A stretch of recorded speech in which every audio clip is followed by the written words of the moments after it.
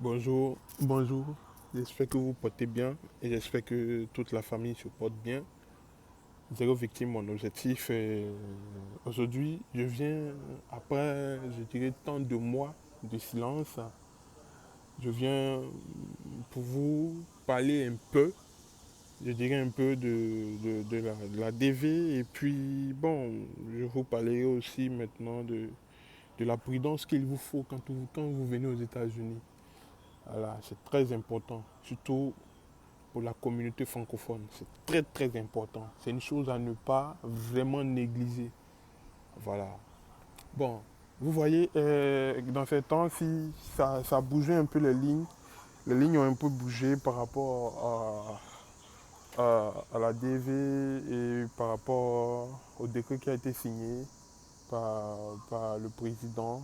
Et Dieu voulant, ça a été refusé, ça n'a pas été accepté. Voilà, ça n'a pas été accepté. Le décret de suspendre jusqu'à un nouvel ordre, ça a été suspendu, ça n'a pas été, je dirais, accordé. Voilà, donc vraiment c'est une très bonne nouvelle. C'est déjà une première victoire, un espoir pour tout le monde et pour vous tous. Et je vous demande encore mes sincères excuses par rapport à mon absence.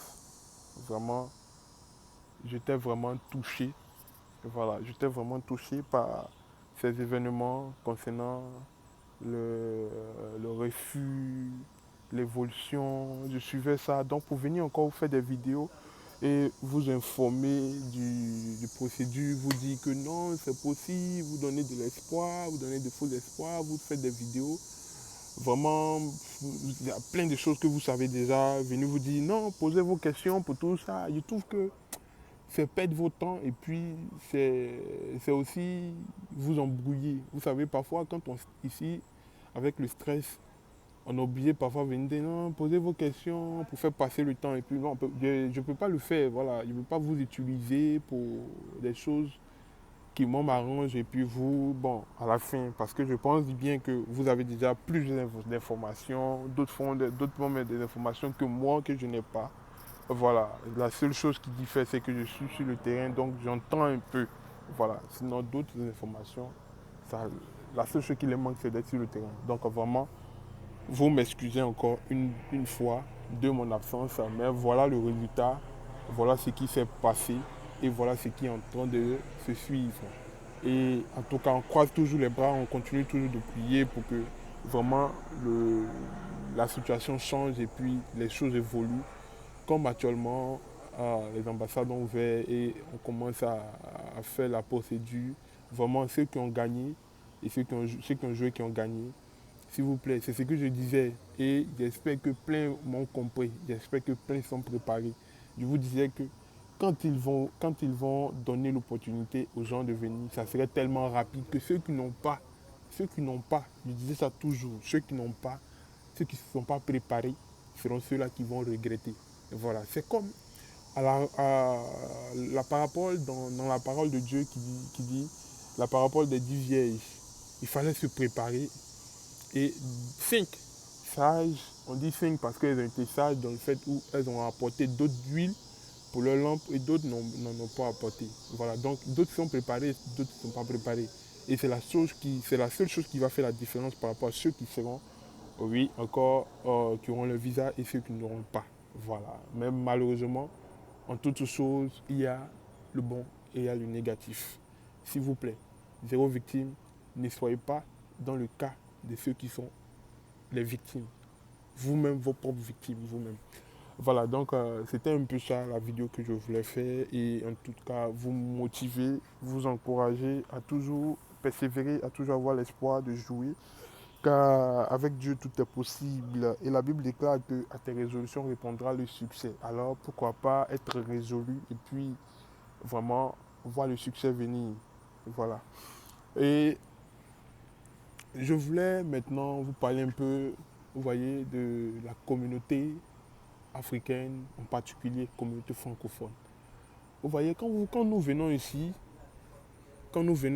et quand vous venez ici, voilà, on pense que on vient ici, on a nos frères ici, on a nos parents, on a nos amis, tout cela, nous sommes africains, ils peuvent nous aider, ils peuvent nous orienter, ils peuvent nous encourager, les anciens. Mais malheureusement, on est étonné et surpris de voir que ce sont ces anciens-là qui peuvent vous créer des vrais problèmes dans ce pays où une seule petite erreur te coûtera cher. Je le dis et je pèse bien mes mots. Nos frères africains, malheureusement, sont ceux-là qui seront à la base et qui sont parfois à la base de nos mauvaises orientations. Soyons vrais avec nous-mêmes et soyons concrets et soyons réalistes. Disons les mots tels qu'ils sont et tels que ça y est, afin que nous puissions éradiquer, enlever le mal qui est. Vous voyez, nos frères, quand nous sommes ici, quels que soient francophones, surtout francophones, nous ne sommes pas solidaires et nous sommes orgueilleux, nous voulons nous montrer, nous voulons dire que c'est nous qui possédons tel savoir, nous sommes fiers de nous. Pourtant, une seule chose qui me tape un peu l'esprit, c'est que avant de pouvoir acquérir ce savoir que tu as, il a fallu quelqu'un qui t'orientait. Même s'il ne t'a plus donné le plus, mais il a fait le peu. Tous ceux qui viennent ici, ils ne sont pas venus ici par le fruit de leur propre bien. C'est une personne qui leur a donné l'opportunité, comme les papiers, viens. Et ils sont venus. Et c'est comme ça, nous tous, nous sommes arrivés ici. Ça a été une corde et chacun a tiré l'autre jusqu'à ce que nous arrivions ici. Mais malheureusement, quand nous arrivons ici, c'est-à-dire, il y a certains, il y a aussi des bons, mais s'il vous plaît, méfions-nous et méfiez-vous de ou de certains frères africains, en particulier les francophones. Il peut y avoir les anglophones, surtout les Africains anglophones, qui ont leur comportement à eux, qui réfléchissent à leur façon un peu carrée, oui. Mais nous les francophones, soyons réalistes. Partout où nous sommes trop fiers de nous. Nous voulons montrer que c'est nous quoi au fait. Et c'est inutile. Vous voyez, je vais vous raconter une petite histoire. Une petite histoire qui se passe, qui s'est passée et qui continue de se produire. Vous voyez, il y a trois jeunes qui cherchaient un appartement. Et parmi ces trois jeunes, il y avait un qui était bien motivé et qui a motivé les deux autres jusqu'à ce qu'on trouve une quatrième personne. Tous sont des francophones. Et vous voyez, la chose bizarre, c'est que le jour où on devait, parce que ici aux États-Unis, quand tu prends l'appartement, il y a ton nom, ta social security, le boulot que tu fais, tu montres la somme qu'on te paye, tout ça. Et en fonction de ça, bon, on poursuit les papiers et on te donne un appartement et puis vous payez l'appartement, tout ça. Et tout et tout. Alors ces trois, avec le quatrième, ils étaient déjà d'accord qu'ils doivent avoir l'appartement ensemble et vivre en coloc et payer. Parce que c'est comme ça dans les débuts. Tous ceux qui vivent aux États-Unis, c'est toujours comme ça. On s'entraide. Et vous allez voir que malheureusement, ce qui va se produire, c'est que ces trois qui sont devenus quatre, il y a deux qui n'ont pas vite qui n'ont pas eu le temps de mettre le nom au début pour la procédure de l'appartement. Et l'appartement va être donné et les quatre vont aménager. Et il y a une procédure maintenant pour que les deux autres puissent mettre le nom. Alors, subitement, les papiers disparaissent. Bon, on ne prête pas attention parce que chacun fait confiance à tout le monde. Nous sommes africains, chacun sait ce qu'il est venu faire. Ils se faisaient tellement confiance que ils ont omis même l'idée de vouloir mettre leur nom sur le livre. Voilà, c'est comme ça. Donc, arrivé un moment, cela suscite un bavardage où on demande à une personne, bon, comme ça fait longtemps que tu n'assistes pas à la réunion, puisqu'on on a créé je dis un peu on pour que vous puissiez me comprendre, voilà, je me mets à leur place, voilà. Donc, on a créé des conventions, des temps où nous devons parler ensemble par rapport à la maison, tout ça. Tu ne respectes plus ça, tu dis que tu es occupé, Parfois, tu te plains, qu'est-ce qui ne va pas? Et payer la nourriture, puisqu'on se cotise pour payer la nourriture, et on veut manger africain, donc on cotise. Qu'est-ce qui se passe? Ce dernier se plaint, il se fâche, et on lui dit, l'un lui dit, concernant la nourriture, je ne vais plus venir derrière. Bon, on lui dit pas, mais ouais, c'est ce que j'ai reçu. Il a écrit dans leur groupe de WhatsApp de la maison que je ne vais plus demander l'argent aux gens, puisque à chaque fois je vous demandais, nous tous sommes en mature, nous avons pris des engagements et tout et tout. Et malheureusement, vous allez voir que il y a un parmi eux, ça lui déplaît, puisqu'ils sont deux qui ont leur nom. Donc, il y a un parmi eux, parmi les deux, il y a un que ça lui déplaît. Et il commence à se plaindre, puisque lui, il est un peu aîné. Donc, il commence à se plaindre et il dit à l'autre, tu te chasses de la maison. Vous voyez un peu les Africains qui vivent en communauté, qui vivent ensemble, qui sortent dans le même pays, chose bizarre. Même pays, communauté francophone, qui sortent dans le même pays.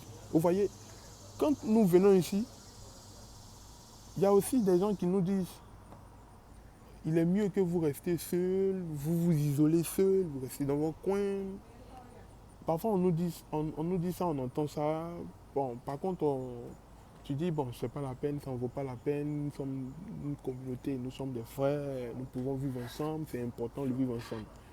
Et malheureusement, tu seras déçu. Parce que c'est celui avec qui tu veux vivre là que demain qui va te créer des problèmes. Et à la suite de leur histoire, ce dernier va aller au lit, dit, je vis avec des gens que je n'ai pas voulu. Mon ami a accepté forcément les gens. Moi, je ne les veux pas, mais mon ami les a acceptés. Alors moi, je veux qu'ils partent de la maison. Des gens au début qui étaient d'accord. Pour un simple problème, l'autre quitte, il part. C'est-à-dire, il veut maintenant créer un problème à celui avec qui les deux ont leur nom. On lui dit, bon, ok, nous tous, on va mettre nos noms. Où sont les papiers que tu avais? Il dit, non, personne ne met leur nom. Il ne veut plus que quelqu'un mette son nom sur le lit. C'est-à-dire que lui, déjà, il avait déjà préparé tout ça.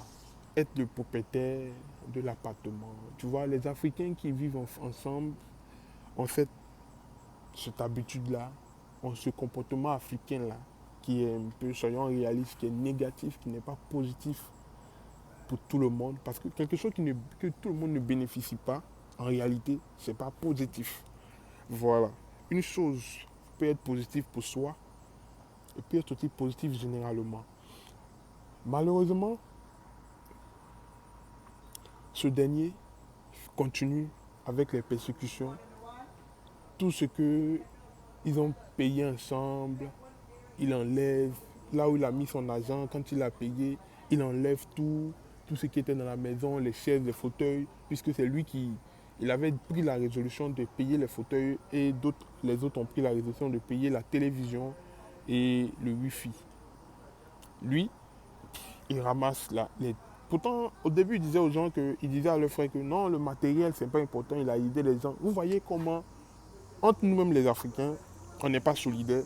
Mais quand c'est pour regarder un peu nos chefs d'État, quand c'est pour regarder nos chefs d'État africains, on dit oh, mais eux, ils ne sont pas solidaires. Mais vous-même, nous-mêmes, nous ne sommes même pas des chefs d'État. On n'est pas motivé par quelqu'un. Il n'y a pas les lobbying dedans. On ne gagne rien. Mais malheureusement, on est influencé par ce monde, par ces pensées négatives de vouloir nuire à notre propre frère africain. Et les problèmes vont persister, les difficultés vont persister jusqu'à ce que, actuellement, de temps en temps, mon frère m'informe, jusqu'à ce qu'on les appelle ensemble pour trouver un terrain d'entente. Le terrain d'entente est trouvé, on dit bon ok c'est la paix. Et du jour au lendemain, le gars encore se lève, il continue de me menacer, disant que je vais vous faire ça, je vais vous faire ci. Pourtant, lui, malheureusement, il est dans une situation qui est différente des autres, c'est-à-dire les trois autres. Voilà, les trois autres sont résidents permanents. Donc vous comprenez ce que je dis déjà. Voilà. Oh my God.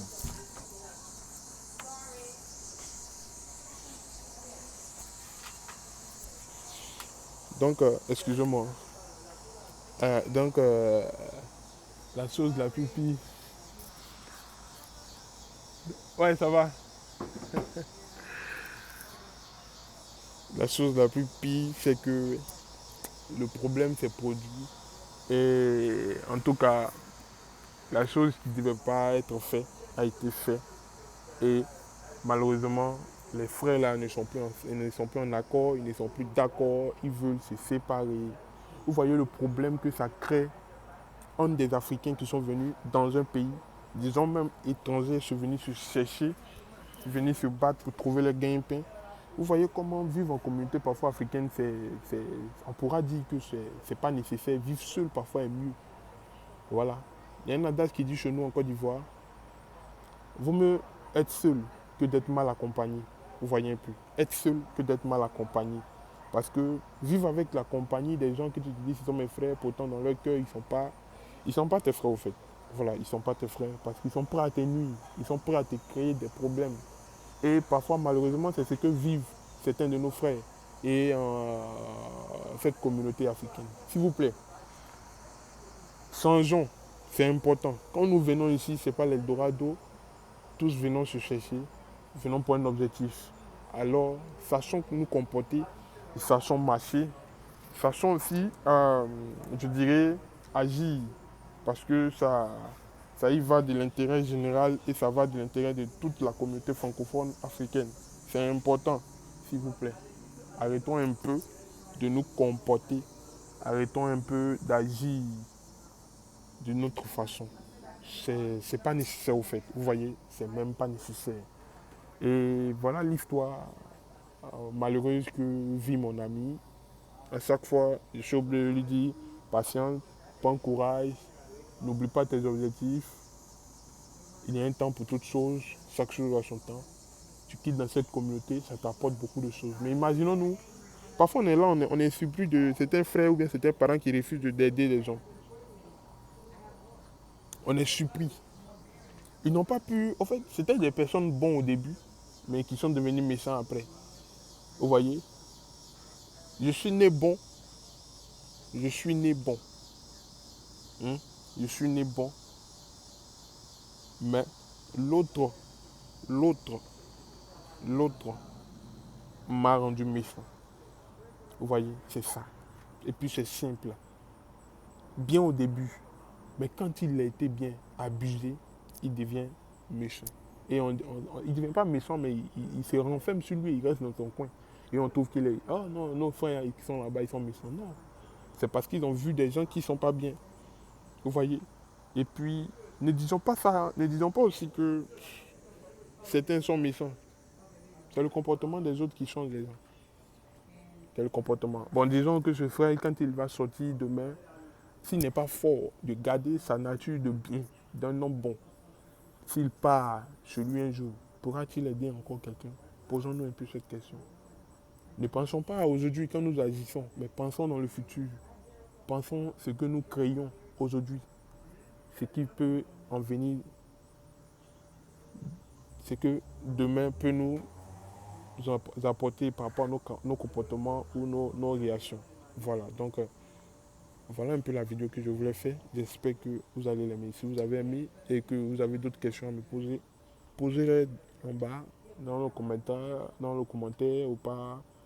Par contre, si vous avez des idées pour ce frère, pour qu'il ne puisse pas lâcher, parce qu'avec le stress et avec tout ce qui se passe, il est capable d'agir autrement envers